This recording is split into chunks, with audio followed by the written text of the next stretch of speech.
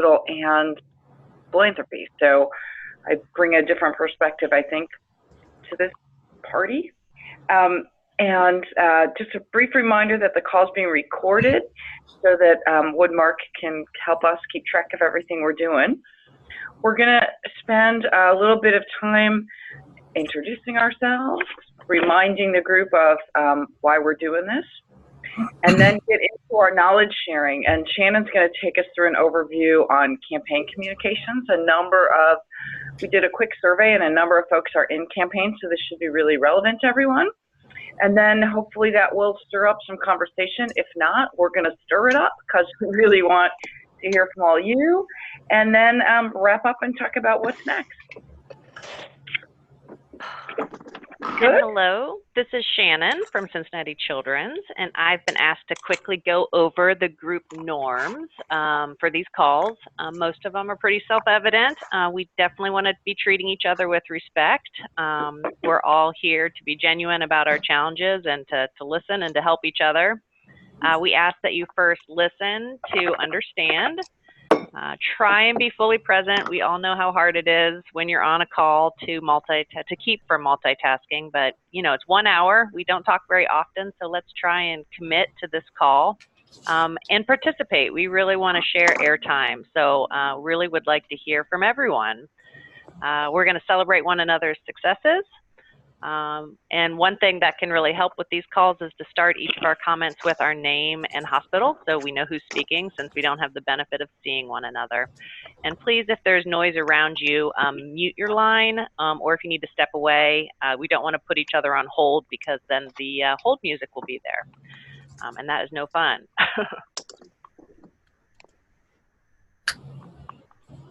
And now I think we're going to do some introductions. Yeah, so why don't we go around and everybody give your name, your hospital, and just to get everyone talking, what's your favorite comfort food? So I'll start. I said, I'm Carrie. I'm at Lurie Children's. And my favorite comfort food is a weird one. It's hummus.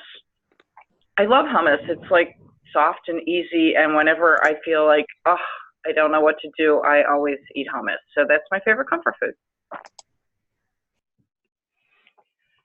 Great, Shannon, why don't you go next, and then we can take it from there. Sure. So this is Shannon again from Cincinnati Children's, and I'm going to go with anything cheese related, but particularly what I like to call liquid cheese, better known as queso. Fantastic. And Shannon and Carrie, this is Marcy at Woodmark. I have a list in front of me. If you want me to go down that list, I can do that and just call people out. That's perfect, because otherwise it gets so awkward with people not knowing who's going to step on whom. It does. So since I'm talking, I'll just reintroduce myself. I'm Marcy at the Woodmark Group.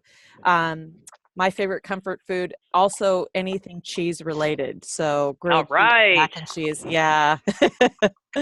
All right. So I see there is an Emily on the line. If you are an Emily, who is that? This is Emily Santos from Seattle Children. All right. And my favorite comfort food is any kind of Chinese food. Fantastic. Thank you. And how about MG Kothra? Yeah, this is Michael Cothran. I'm at Texas Children's Hospital. And my comfort food is probably a big bowl of noodles, like a ramen noodles. Great. Something like Michael. that. All right. Sure. Sarah Kincaid.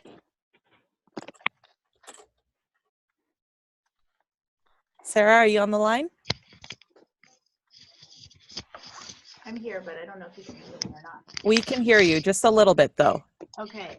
I'm at Children's Mercy in Kansas City, and I'd say my comfort food would be chocolate. All right. Thanks, Sarah. How about Stephanie Perry?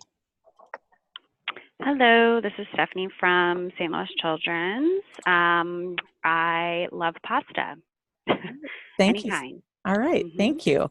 I see someone calling in from the 317 area code. Yep, that's me, Tricia Shepard from Riley in Indianapolis. And comfort food, I think we'll go with mashed potatoes. All right.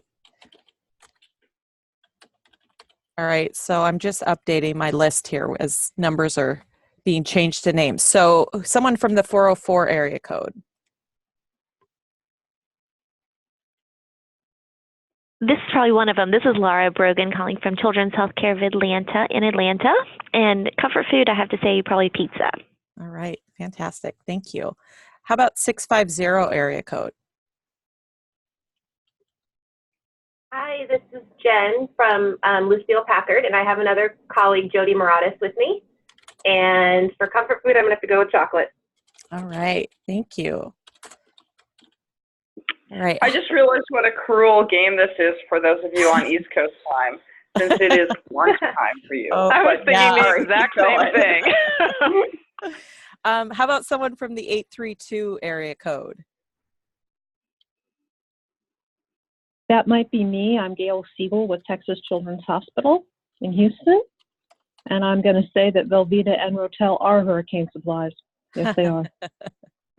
All right. Thank you, Gail. How about Brent?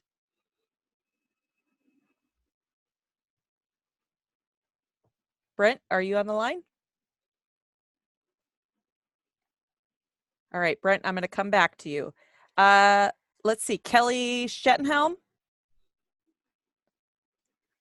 I just passed Kelly in the hallway, so she's probably not at her desk yet. Got it. Got it. And were you, what hospital again? Is that Houston? Kelly's at Lurie Children's. Oh, at Lurie. Carrie. Oh, hi, Carrie. All right. All right. How about, actually, Jen, you on? Yeah, I already said hi. Oh, you did? Okay, perfect. Oh, That was Palo Alto. wait, is there more than 1650? No, what happens is if you dial in from your phone and you connect through your computer, you're on here twice. That was me. Yeah. All right. And then someone from the 303 area code. Hi, this is Michelle Murray from Colorado. Perfect. Thank you, Michelle. I believe that might be it. Is there anyone else? I didn't get back to Brent. Brent, are you still on the line? All right. Is there anyone else that has not had a chance to introduce themselves? This is Elisa Shields in Kansas City. Can you hear me? I can. Hi, Elisa. Thank you. Thank you. I would say for comfort food, chips and dip, any kind of dip, but particularly cheese. All right. Fantastic. All right. Is there anyone else? All right. I'm going to pass it back to Shannon and Carrie. All right, well, this is Shannon from Cincinnati Children's, and I have the pleasure of being our first knowledge showcase. I really think that term is funny, and I like it, and I'm going to put it somewhere like on my door or my badge or something. As Carrie said, we surveyed the group earlier this week about campaign status, and there are a number of us in campaign, so I hope this will be relevant. A little background on my shop: Cincinnati Children's really has not been campaign driven in the past. We've been a big planned giving shop, so prior to my tenure, that really was our campaign focus, was trying to get estate gifts to prepare for the future. So we actually just finished our first ever comprehensive campaign back in June. It was a comprehensive campaign, and by that I mean crazy comprehensive. Basically every single thing we did, which as folks on this call know, that presents a lot of messaging challenges. It was a $250 million campaign, and we did easily complete that. And then we rolled right into a miniature capital campaign, targeted primarily at patient experience in a new building that we're working on. So that we are currently in. So like I said, I am the knowledge showcase today, but you can tell that I just have, pretty introductory experience with campaigns, although I have learned a lot, so I'm happy to share that. But I'm really hoping that other people will participate because I think, there's certainly folks on this line who have done more than I have. So it'll give us all a good chance to learn from one another. When we started prepping for this call, Marcy asked me, how are campaign communications different?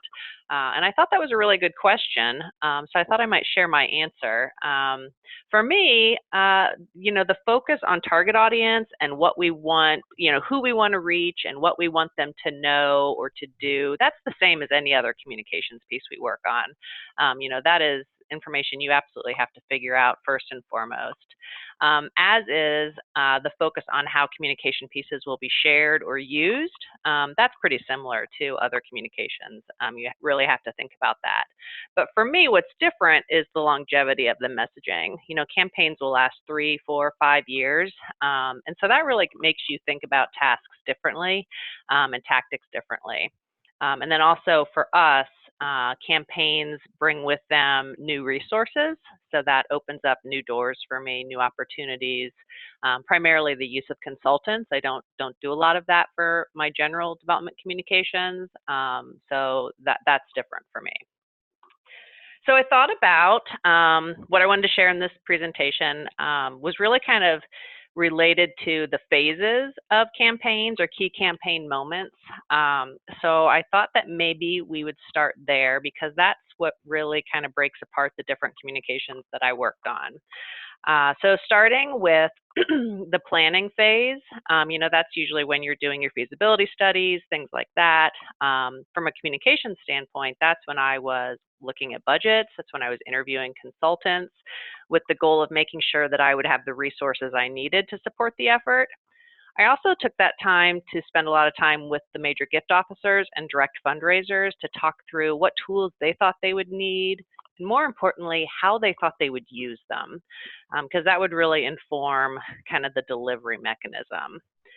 The next phase for me was the creative development. That was a big role for me. I did use a consultant, and so a large part of that task was aligning the outside consultants' ideas and direction with our internal marketing and development teams.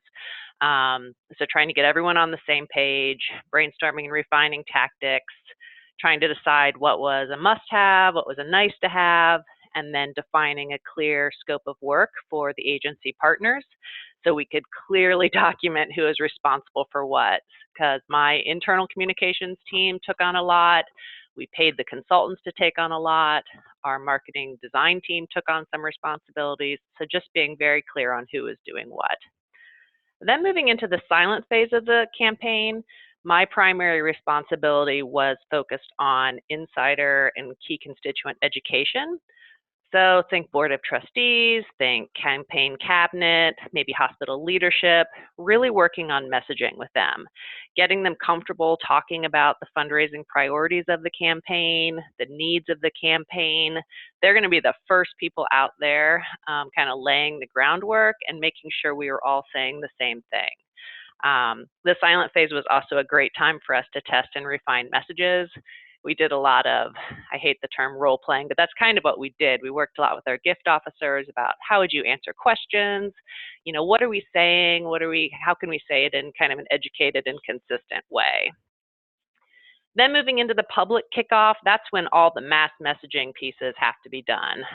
In my mind, I think of this as credibility and reputation building. Like you have to have some things to document this campaign that are outward facing. So for me, that was print pieces, a website, campaign video. Some of the more traditional things have to be ready by the time the public is really in the know about these things. And then the final two phases for me are communicating campaign milestones or impact reporting, thinking through, how are we going to tell our supporters kind of where we are and the role they've played in our successes. And then a campaign close. For a lot of people, that's an event, but how are you going to tie up the strings? So without going too far into the weeds, I thought I could share just a little bit about what we did. I put a couple slides, a couple images in here, very high level. For our comprehensive campaign, like I said, it was everything we were possibly doing. And, on paper, we split it into 50% to be raised for research and 50% to be raised for what we called community health, which was, helping the kids in Cincinnati become the healthiest in the nation. What was super challenging about this campaign for me is that it truly was an exercise of building the plane while we were flying it. And I could not have been more grateful to have a campaign communications consultant on board because it was a super challenging campaign. Our CEO ended up launching the campaign publicly about 6 months earlier than we had planned. He kind of did it impromptu at a black tie gala. The media picked it up, and it just really left us scrambling to get those kind of credibility pieces, namely a website, up and running before a major business story hit in our local paper. So we used Snavely and Associates, who specialize in campaign communications. And you know what? They had seen this all before. They just kept telling me, you're not the first shop that has, had to race on timelines or things had gone unexpectedly. So I would say that they provided me equal parts counseling and therapy, as well as just the expertise and a voice of reason, especially when communicating with my leadership about what was possible, on what timeline, on what budget. So I just really have to give them a little plug there. So in addition to kind of the counseling they did help us with tactics. So we used a consultant for branding and creative help, design and copy editing. My team did the writing, but they did a lot of editing for us. And together we decided to create what I call a shell case for support. So that's what you see in this picture on the deck. It was a booklet. It had a fair amount of information in it, but it had a pocket in the back. And the key for that was, since this campaign did have so many different funding initiatives, we then created 12 different mini cases over the course of the campaign. So over multiple years, things that we could create in a more timely way. And if you go to the next slide, Marcy, that gives you an example of a couple of the mini cases. And those could really dig into specific areas. So what's in there? Genomics, cancer, heart. So we did a number of those that then could be customized and slid into the pocket of the master shell case. The Snavely team also helped us. They created and hosted our microsite.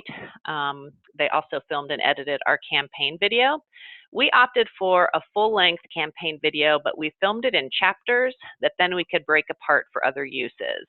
And I really do recommend the multi-purposing of a campaign video or thinking that through. That worked really well for us. We also started work on what I'll call an electronic version of the case. It was for iPads that our major gift officers carry.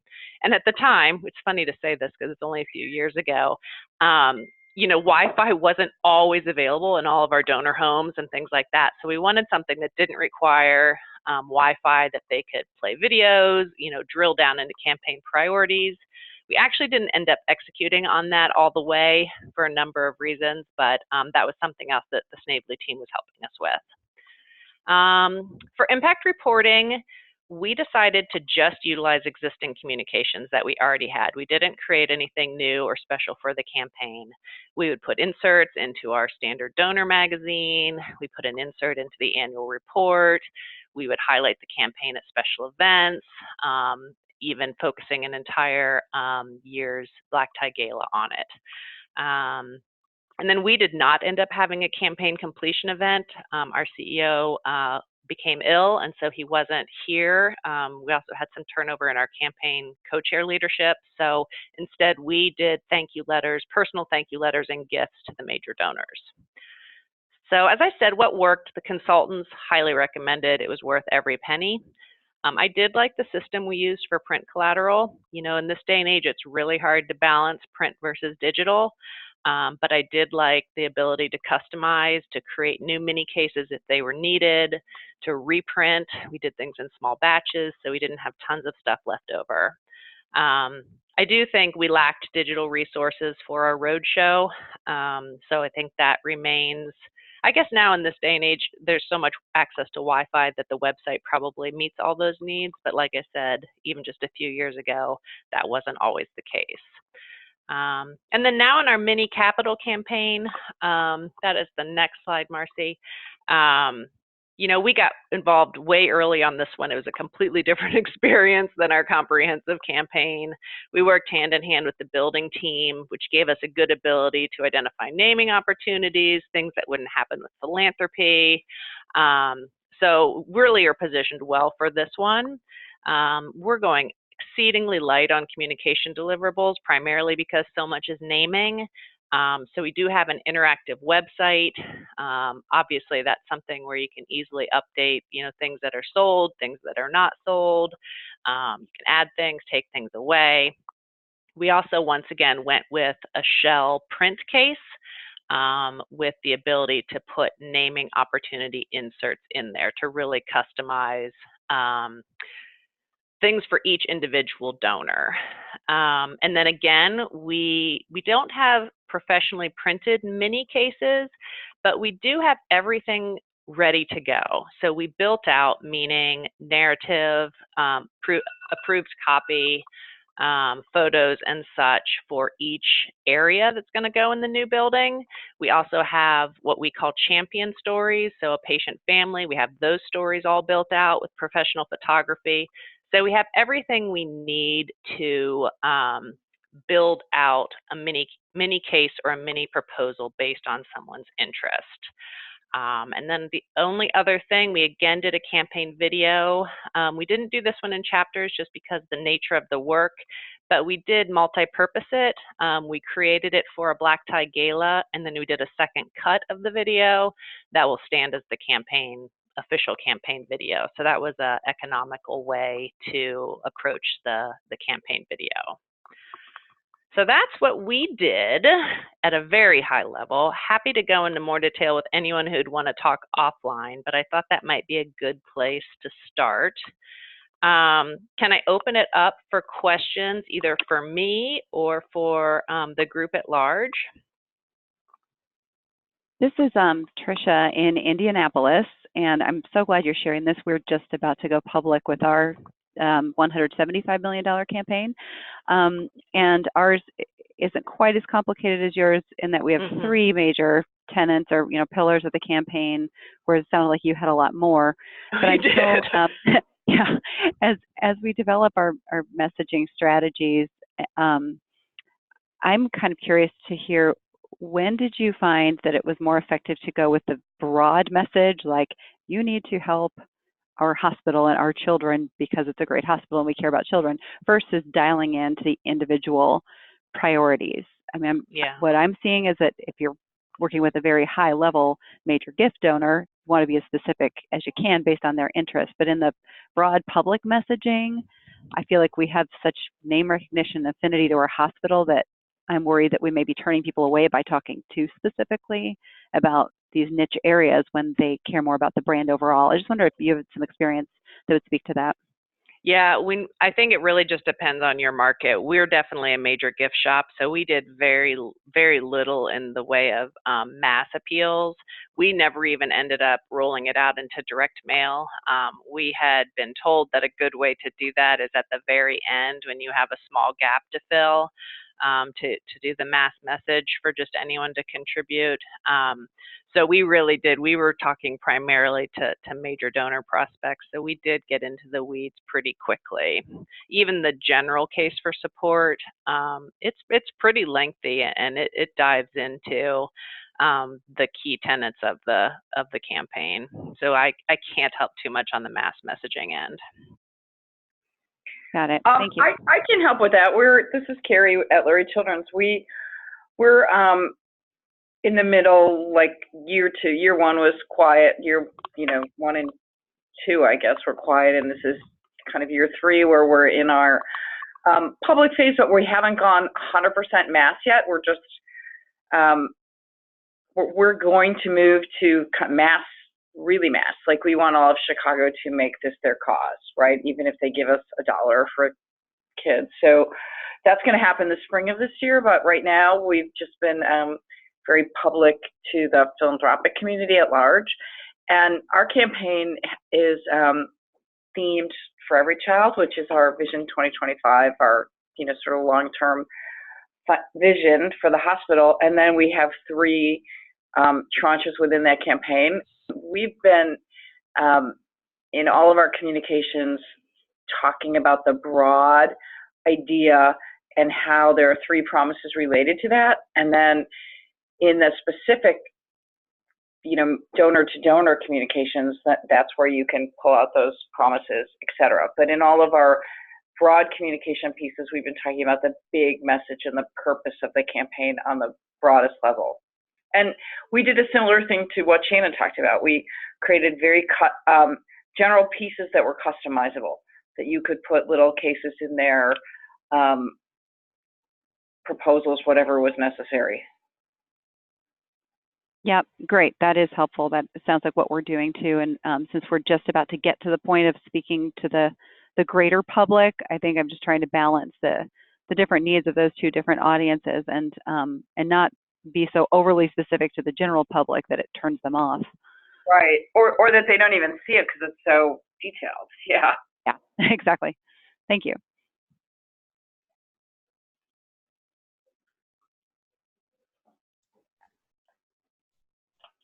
So this is a question for Lori, the follow-up question from Texas Children's in Houston, Gail Siegel. My understanding, we work with Robbins Kirsten Direct RKD as our direct response vendor. Yeah, ours as well. Yes, and I'm aware of that, and I think they have even mentioned to us that you all, have significant investments that you make on an annual basis around basically speaking to, the greater Chicago area about giving to Lurie.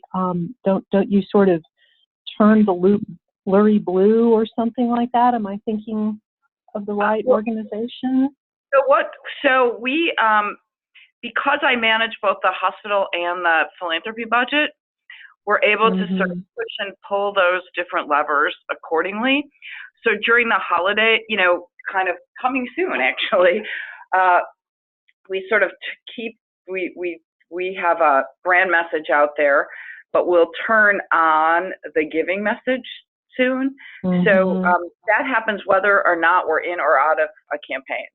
So this holiday season is just going to be a holiday message, and then in the spring we're going to take that giving message and get really specific about why Lurie Children should be your cause of choice. But yeah, we do both. We want to make Chicago aware of us, and we want to make Chicago give us their sick kids and their money. so we do at all times. But for the campaign, it's going to get even more specific. And to Shannon's point, campaigns are opportunities. We got to pitch for more money and get a bigger budget so that we can do more and really get more messaging out there. But you're absolutely right. That's been our strategy for the past couple of years.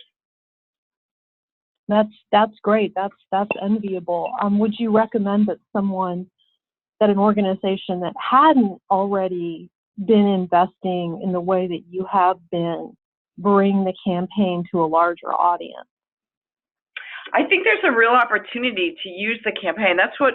So our campaign has got our communication strategy is sort of concentric circles, with the middle being kind of that one-to-one, that quiet phase of just gathering people up, and then we went to one-to-some, which was kind of getting our boards involved. We have a number of affiliated boards, getting them on board, and then we went to one-to-many, which was our June sort of launch party, that we kind of let all of the Chicago influencer market, the philanthropic market, even if you hadn't really been giving to Lurie Children's, we let everybody know we're in campaign. And then this spring we're going to go mass. So that's been our communication strategy and how we're getting it out there. And I feel like it is a great opportunity because we, as I think a lot of you guys know, before I got here, we had a major campaign to build the hospital. And when we built the new hospital, we changed the name to, Ann and Robert H. Lurie Children's Hospital Chicago.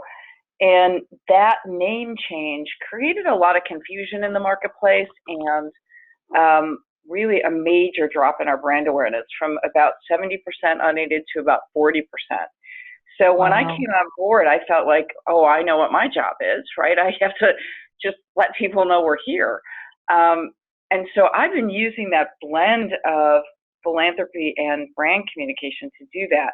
And now that we're in a campaign, I feel like we're better suited because more people know we're here and what we're about, and we're trying to sort out that confusion of who we are. And so definitely using the campaign moment and the philanthropic messaging to just help with the overall brand messaging, trying to use them hand in hand. Did that answer your question? Yes, that's terrific. Thank you. Great. So this is Shannon at Cincinnati Children's again. So I would wonder for other people in campaigns or preparing for one, how you're balancing the need for print versus digital assets, because I do think that that's something we can learn from one another. Does anyone have something that they've done on the digital front that's been super successful?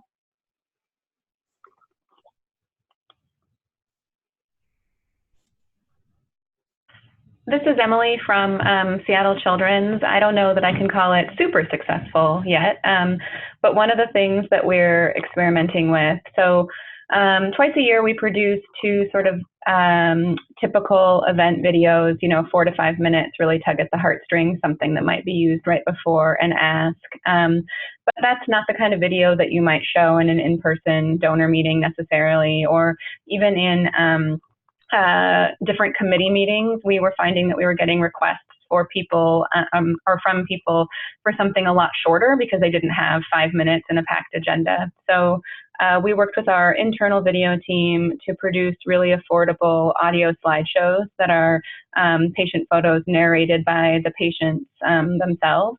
And we started with some easy wins of featuring patients that we already had a written piece for in a different app, in a print or web story or a blog post that they were involved in. And so they were asked a few questions by our video team, read their piece and recorded, and then they cut it to music. And it was about, $600 to produce one if we were to fully outsource it compared to a several $1,000 patient story video. So we piloted it with 2 and they were well received. And so now for the next year, we're going to pilot doing these audio slideshows in conjunction with our direct response patients as well. So it'll be used in a follow-up email to that direct response group, and then that'll also be available for fundraisers to use either in one-on-ones or at these smaller meetings. So just something that we're trying. Yeah, that's great. Emily, are those up on your website somewhere? Let me check. I know I requested it. I'm not sure they're up, but I'll look right now. Thanks. Mm-hmm. This is Tricia in Indianapolis again, and something that we're doing with video that I think seems to be effective is we produce several high-level videos for our annual luncheon each year, which is our biggest donor event, and it will serve as our campaign launch this year. So we have strong video for each funding priority. But for the finale of our luncheon, we're creating a video that showcases real life before and after moments from kids. We had them send in videos and photos from home showing their toughest moments of their hospital journey versus success moments now, today, that they're doing well. And we edited in some sound bites from other leaders, parents, people who have been interviewed throughout the other videos, and mixed in our funding priority messaging and made it a big kind of pep rally call to action for the campaign.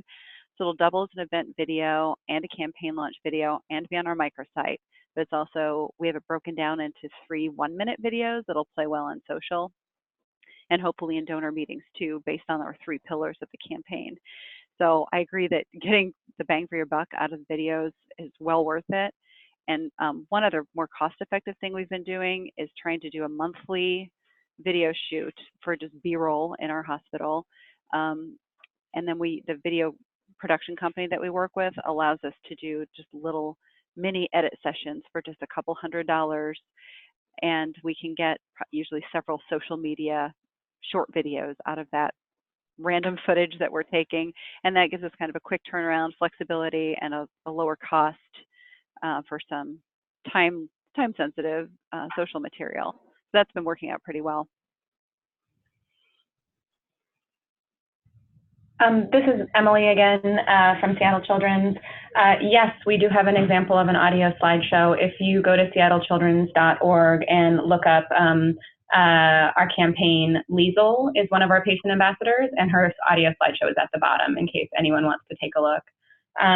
One additional digital thing that we're planning but have not started yet is we're looking at creating kind of a grassroots brand advocate program for our campaign. So not a traditional influencer program where we're going after people that might have a large social presence or be local celebrities or something, but really our annual donors and patient families and family advocates that love Seattle Children's, and we're looking at activating them a couple times a year and kind of creating a real role with a job description for what we want them to share on their social platforms via email and also in person. So that's something we're going to soft launch this spring and launch more broadly next fall as a part of the real sort of community activation phase of the campaign. Kind of modeling after what universities do when they do a giving day.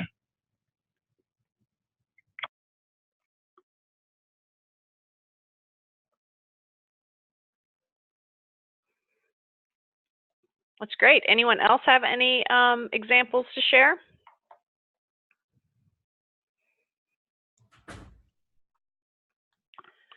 I also wanted to ask if anyone has any other phases of the campaign that I didn't identify. You know, those were the ones where I found myself having new tasks and responsibilities. Were there other areas of campaign planning that caused you to have deliverables?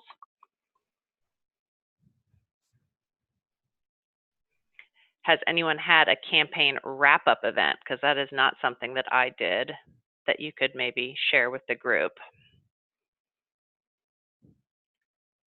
We did. I heard through the grapevine. I wasn't here Okay. when we did the campaign for the hospital, because there were obvious landmarks with a capital campaign. We're talking now about what we do for this campaign because it won't feel the same way. Right.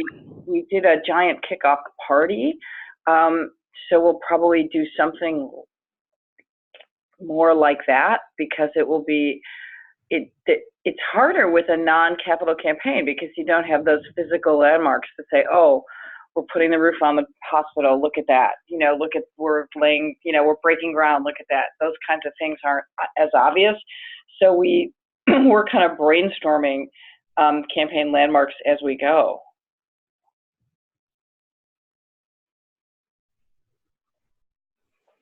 One other aspect of Cincinnati's mini capital campaign that we're in now is we're doing a paver campaign, starting it with grateful families and employees, and then we'll roll it out to just hospital supporters at large.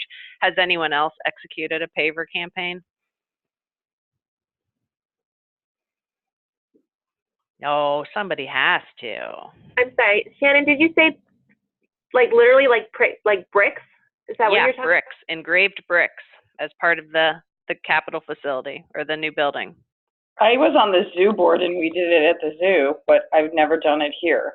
Okay. We did one at Lucille Packard, kind of at the tail end of our last campaign. Okay. I think they were really viewing that as our kind of mass, how to get everyone involved. Yeah, I mean, for us, the lowest price point was $1,000, so it wasn't super mass, but we did see a lot, employees kind of pooled their money and got bricks together, and then it went up, I think, 5,000, and then 25, I think, was the other level. Yeah. That's a cool idea. I love that idea of an opportunity for a department to pool their money, that kind of thing. That's really cool. Yeah, we had an employee discount. So they were only $750. I'm making a note of that. That could be a great thing for us to do. We did have a question for Shannon, just about when you did two campaigns kind of back to back like that, how did you not have donor fatigue, or how did people say, you just did a campaign, what are you doing now? How did you? Well, I will say that I think that that's one of the benefits of it not having us not go to the mass public with the comprehensive campaign. there were a lot of people in our market that didn't even know that we were in a campaign. And that also informed why we didn't have a campaign close event, because the people who we would have invited wanted to be there with the CEO and he couldn't be there. We couldn't really just do a big party because not enough people knew we were in a campaign. So yeah, I think that's a very valid point. If your community knows you're in a campaign. So that wasn't a problem for us. Well, we're kind of in a weird middle spot right now where we thought we were launching a campaign publicly. We've had 2 CEO transitions, so now we're kind of in a holding pattern again, and we're trying to decide whether to launch a big campaign or just to, I don't know, go into mini campaigns. We haven't quite figured out what the cadence would be yet.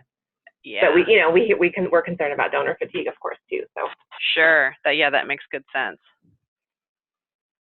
Could I ask one more general question to the group? Is that this trend of, when you're not necessarily building a building and that you're doing comprehensive campaigns instead, we're sort of up against that challenge now too, where it's such a mishmash of different needs and priorities. And what we're hearing is that from our campaign cabinet, board members, feasibility interviews and such, is that they're like, this is not hanging together. It doesn't sound like a campaign and maybe in the traditional sense. And I'm curious from you guys, is that just a marketing challenge? We just have to slap a tagline on it and, go out the door? Or is it like an institutional challenge of, maybe we're not ready for a campaign? I'm curious if any of you had to navigate that.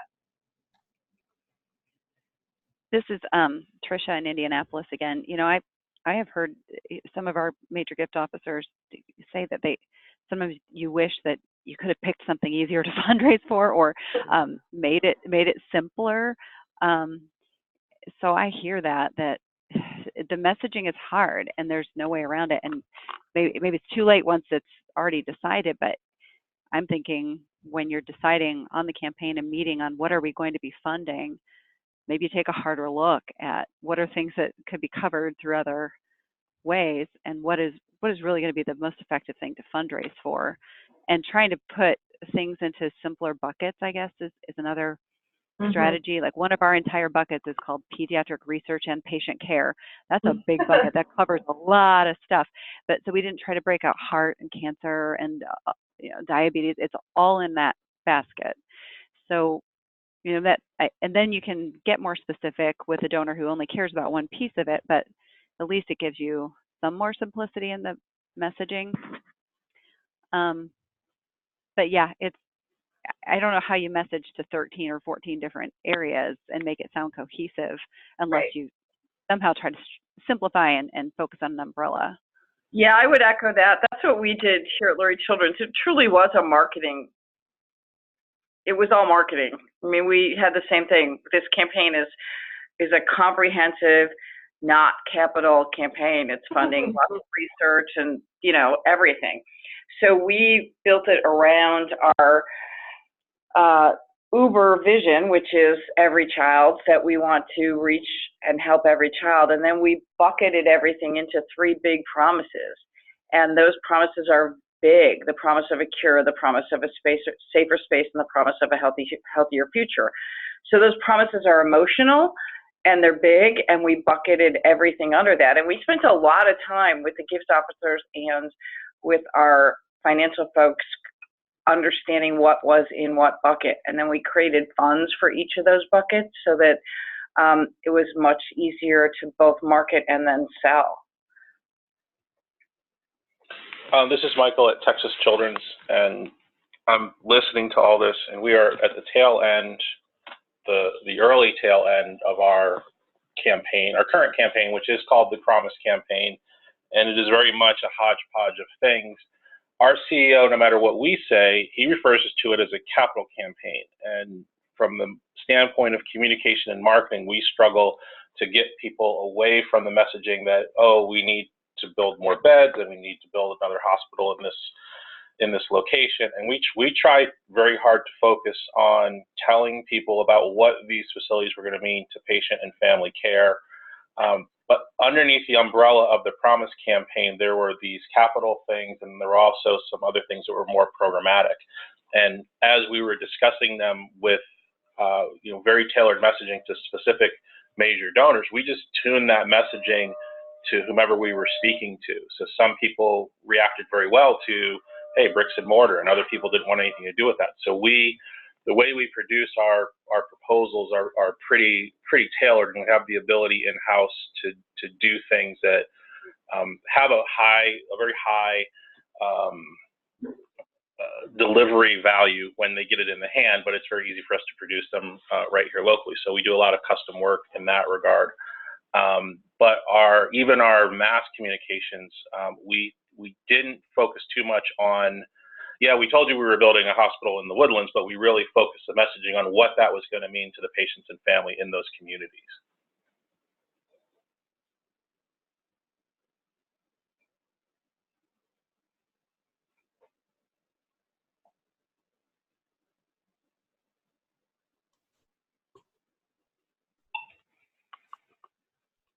All right. Well, looking at the time, we're closing in on the end of the discussion part of the call. Are there any maybe final thoughts or final questions?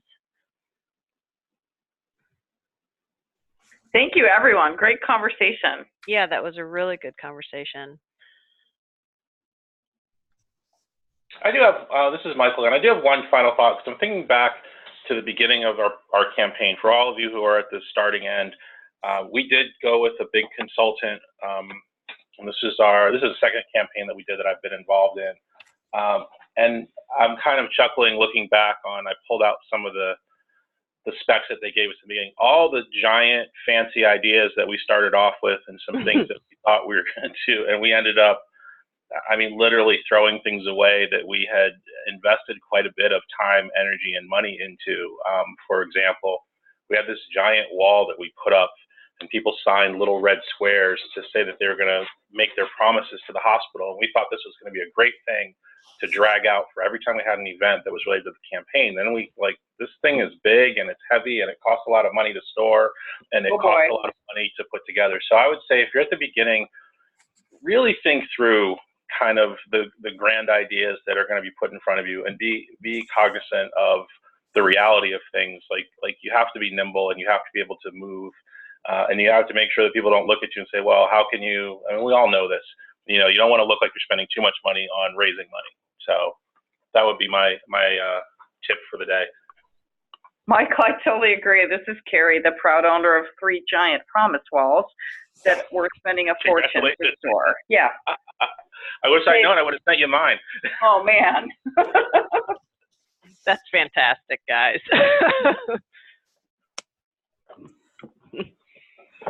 Here in Cincinnati, near the hospital, we have an old-timey sign museum. It's basically all the old signs that people have pulled down from old restaurants, and you name it. We should have a promise wall museum. Exactly. Had I known.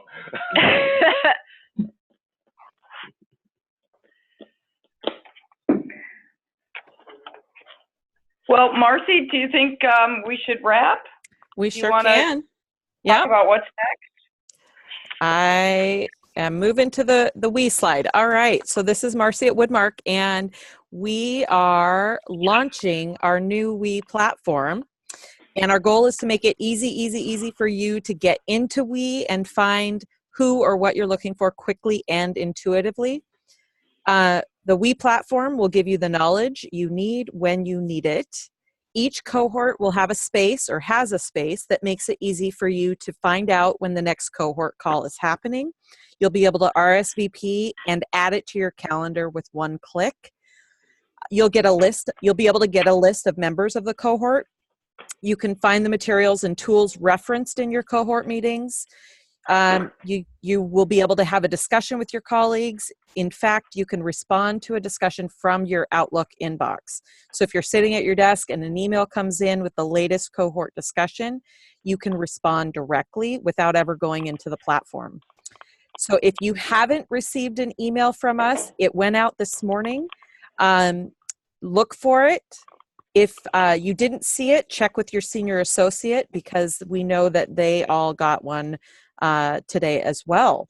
So if you have questions or thoughts about it, you can always email either myself, Marcy P at thewoodmarkgroup.org, or Rana Pryor at ronap@thewoodmarkgroup.org.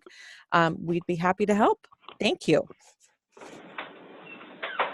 Quick question. This is Tricia and Indy. I'm looking at the site. Do we need to create a new account even if we've been on the Woodmark Exchange before? Yes, that's a great question. So this is a whole new provider for us, so you will have to create a brand new account. Okay, thank you. Yep. Any other questions? All right, Carrie, I'm going to hand it back over to you. Okay, so our next call is, oh gosh, when is it? It's on the screen, January 10th. I'm not on the screen, so you guys are. Shannon, do you see it? It's January 10th. Great. Yes, Thursday, January 10th. And I don't have my notes in front of me, but I'm kind of thinking that, Michael, it might be you. I think it is Michael. Michael, do you remember what you're going to be talking about? I'm on mute. Well, let's hope you're not on mute on January 10th. Yeah, we're going to talk about video stuff. That's right. That is what it was. Yes. Yeah, I thought I was later than that, but that's fine. I can talk about video. I can talk about video tomorrow if you want. Okay. Well, let's plan on January 10th. Okay. And for anyone who wasn't on an earlier call, we did a brainstorming as a group about some of these knowledge areas we maybe wanted to talk about. By memory, and I apologize for not having my notes in front of me, we did plan out at least 2 or 3 of the next calls, but we are very, very open to ideas for future topics. You could be a knowledge showcase person. You too could have knowledge showcase on your door. Exactly. Doesn't that sound like something from a 1950s, game show? I know. Well, yeah, I'm thinking Price is Right, Showcase Showdown. Yeah, I think we can mock up a sign that is absolutely going to go into your inbox, and then it goes on your door. Yeah, we got this. The sign museum. Exactly. There's something about Cincinnati and signs, I think. Yeah, how about that? How about that? So yeah, and then the other idea is by knowing what we're going to be talking about, you guys can invite other people from your shops if you think it's relevant for them. So we hope that anyone interested in video will join us on January 10th. Yeah, and special shout out to the folks at Woodmark for getting all this stuff out early so that people could, get their questions together and all that. I feel like this has been incredibly organized, and I'm grateful for that. Thank you, Carrie. Thanks, Marcy. I wish Rana was on the line because she has done a lot of the legwork too. So she's been the mastermind, and she's been awesome. Absolutely. Great. Well, thank you. So for those of you who are worried about hosting a knowledge showcase, it's pretty darn easy. Well, and this is Shannon. I have to give a shout out to everyone who participated today. I think this might be a record for us. So I'm quite pleased. We're on to something. We're on to something. And yeah, let's keep it going. All right. Thanks, everyone. Thank you. Thank you. Thank you. Thanks, Bye. Shannon and Carrie. Bye-bye. Bye-bye.